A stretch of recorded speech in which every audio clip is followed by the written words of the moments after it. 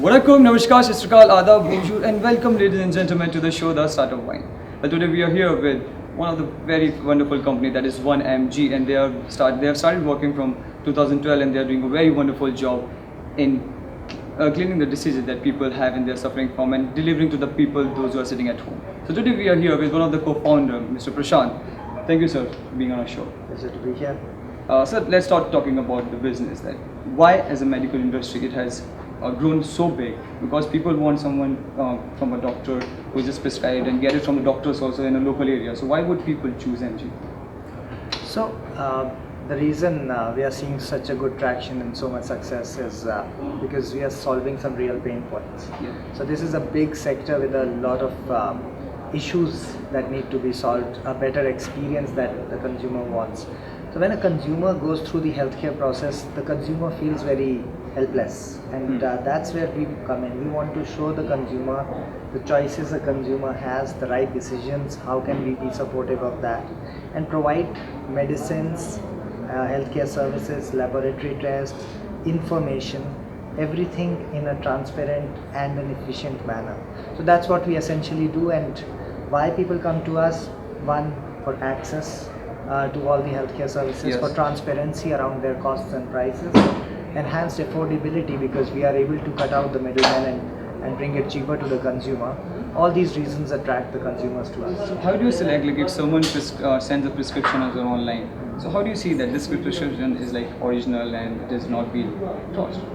So once we get a prescription, it is first verified by technology. We just remove any prescriptions that have suspect orders, and we do not fulfill any habit forming or sensitive drugs as such.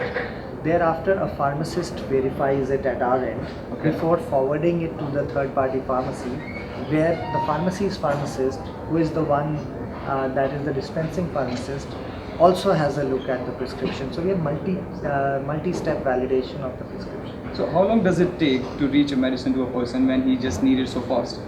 So typically we try to do it the same day. We do not have too many of the acute or symptomatic medicines, but chronic patients is what we really focus on. And chronic medication people need month after month, so it's a lot more predictable. So it's not like you have a bad ache right now and you need it right now. For that, I think the brick and mortar neighborhood pharmacy works perfectly well. However, for a chronic patient, it's much easier, much more comfortable, convenient to just come on subscribe to a 1MG kind of a platform and get your medicines. So why do you think that 1MG has become a need gap? Like it's not just about this 1MG, it could be like even the pharmacy stuff, online medicine. So why it has become a need gap today's market?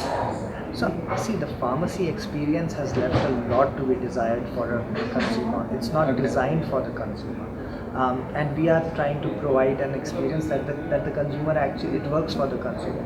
See, the last thing a sick patient should need to do is to go out and try and find his medicines. And also it's very often it's seen that patients have to go to 2, 3, 4 different pharmacies to get all the medicines that are there on their prescription. Just from their home, if they can get it in a very convenient way with full bill, full track record, guarantee of authenticity, the consumer will always choose the most, I would say, the easiest and the most comfortable option that gives quality at the right cost, and that's where we come in. That's really good. So basically right now you are presently most of the part of the country. So basically talking about the licensing, our state gives a particular licensing for only to sell in the states, the pharmacy.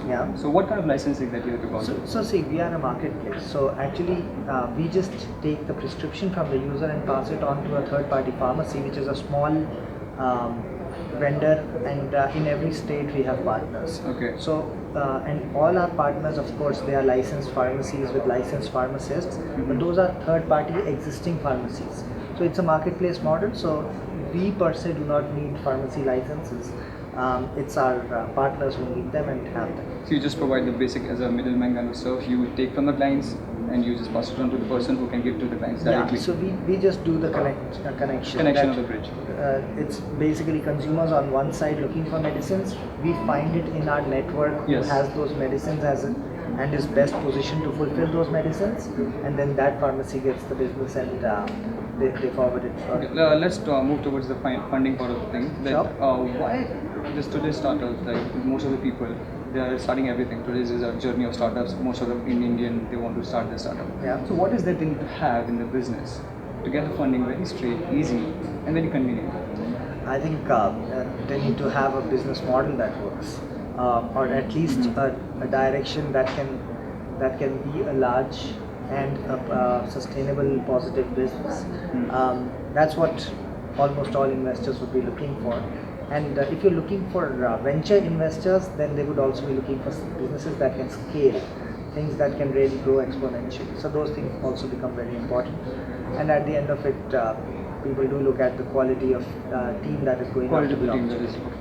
is. Tell us about your first paying customers when you had in your starting business. What was it like to serve those customers in the first starting?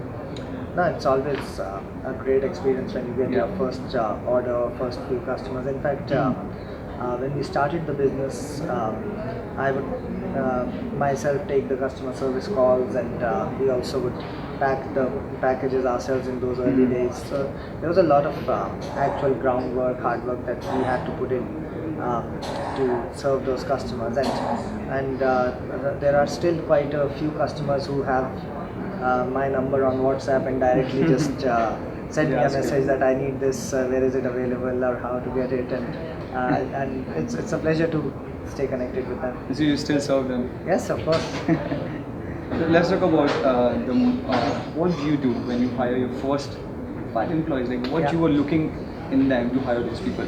I think the most important thing in the initial team is the most important part, I think, of the business.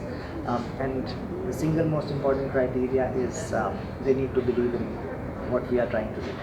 And so they also need to be equally crazy about whatever we are trying to build, that it makes sense. So for us, that was very important. You need to have people that you have blind trust in, and you know that they are here for the long haul. That means you call the people those who have personal skills instead of just the technical skills, because those can be learned. Yeah, so commitment and really they need to have faith. Faith in the that- work that has been yeah, started. Yeah, and besides that, of course, it's very important that they bring all the variety of skills that you need in the business. So that's always important, that somebody comes from technology space, business space, operations space, medical space. So you have to get the right set of people together, and then very, very importantly, with the aligned mindsets. So being a co-founder and running Yeah. this whole lot of business, whole lot of people I see here right now. So tell us about how do you manage your day completely, like with the 3 most habits that you have that makes you to where you are today. I think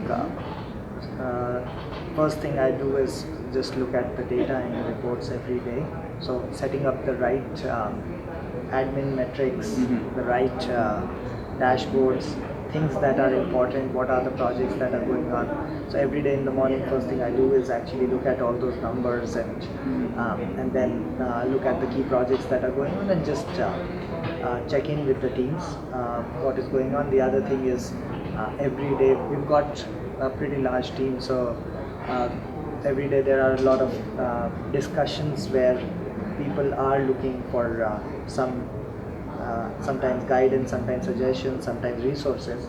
So my job really right now is to be the facilitator and clear the path for the teams. to That's be basically the successful. part of a leader actually. Yeah, so I just have to make sure that anything that I can do to make the teams achieve their objectives, I should be doing that. Whether they require finances, whether they need more resources, whether they need marketing budgets, I have to just make sure that whatever they need is provided, so that they can be successful and I would like internally. to add one question towards this only. Yeah. See, when a person is working in the corporate field, he's working to give directly to the customers. Now suddenly he's working so hard and he's been promoted to a leader.